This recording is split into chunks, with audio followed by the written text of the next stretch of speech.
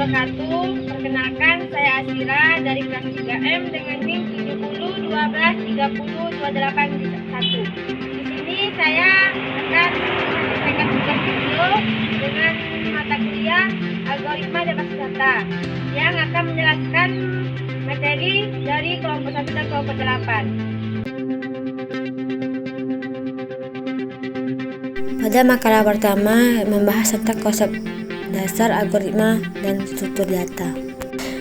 Pertama itu definisi algoritma. Algoritma dimaksudkan oleh algoritmi yang diartikan sebagai langkah-langkah logis untuk menyelesaikan masalah.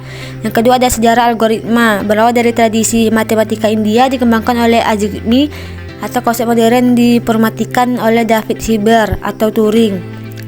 Itu yang materi ketiga ada algoritma dalam kehidupan sehari-hari, contohnya seperti memasak mie instan dan menelpon.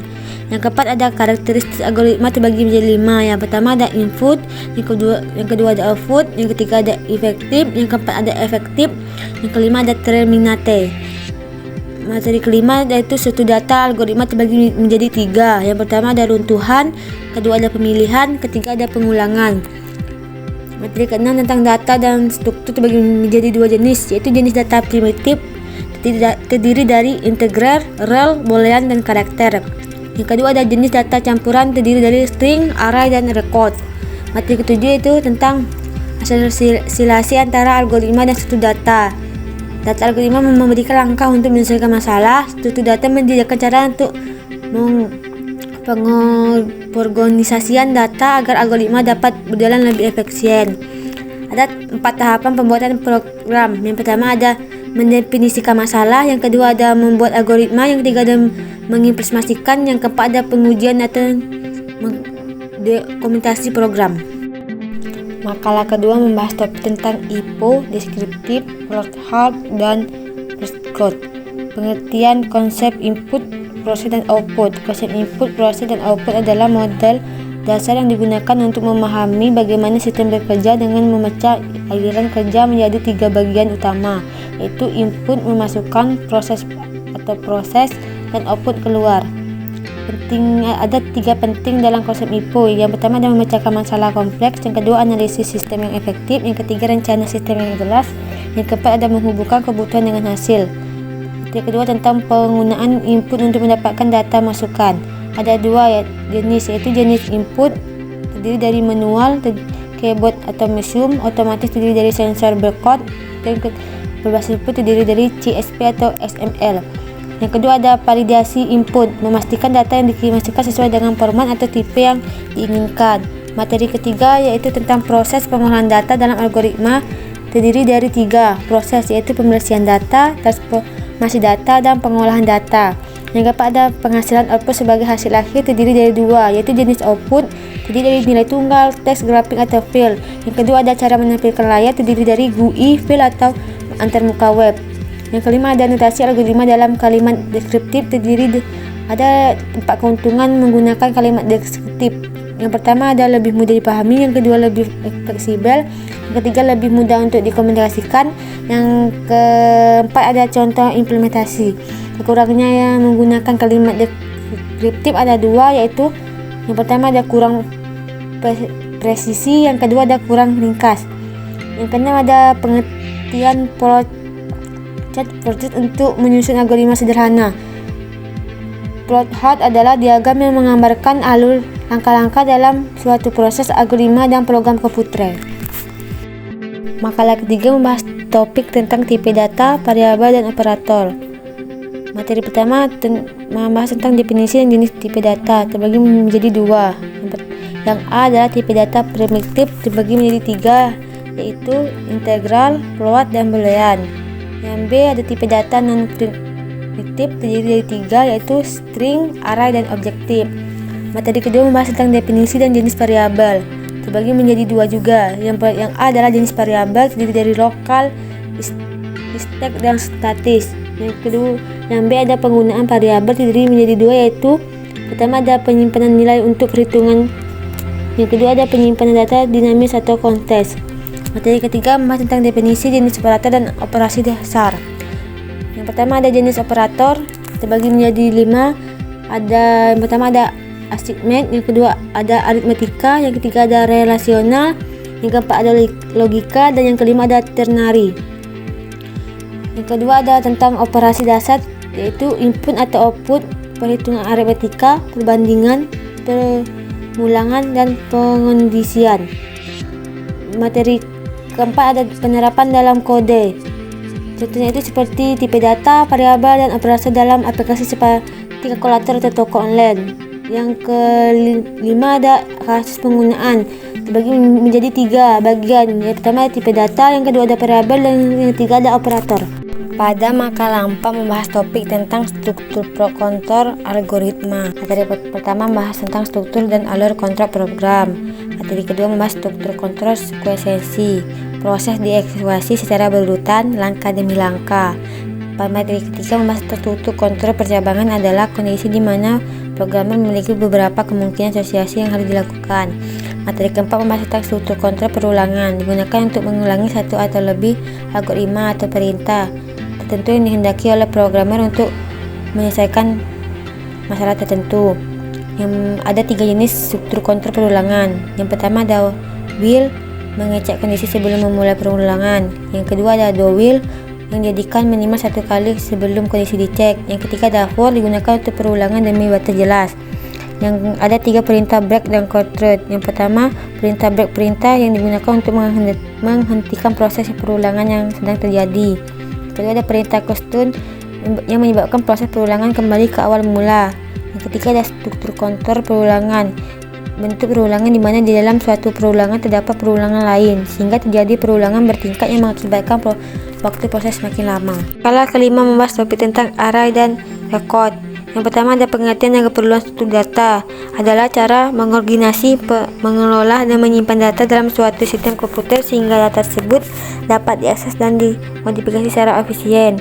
Yang kedua ada definisi dan fungsi array terbagi menjadi 3. Yang pertama ada definisi array struktur data yang menyimpan elemen bertipe dalam urutan linear. Yang kedua ada konsep array terbagi menjadi 3 macam, yaitu indeks, ukuran tetap, dan tipe data seragam. Yang ketiga ada fungsi penyimpanan data secara berurutan, pengaksesan elemen yang cepat, basis untuk struktur data lain, atau snack atau queen. Materi ketiga ada penggunaan array dalam pemrograman. Ada 3 contoh. Yang pertama ada array dalam C tambah-tambah, yang kedua ada Python atau penggunaan list, yang ketiga ada array dalam Java. Kelebihannya akses elemen cepat, implementasi sederhana. Kekurangannya ukuran yang tepat, sisipan atau penghapusan elemen lambat. Pada materi keempat membahas tentang implementasi praktik array, terdiri menjadi 3 bagian, yaitu yang pertama ada perhitungan lokal, yang kedua ada pencarian maksimum dan minimum, dan yang ketiga ada pengurutan. 5 membahas tentang definisi array, terbagi menjadi 3 bagian. Yang pertama array 1 dimensi, contohnya seperti data harga.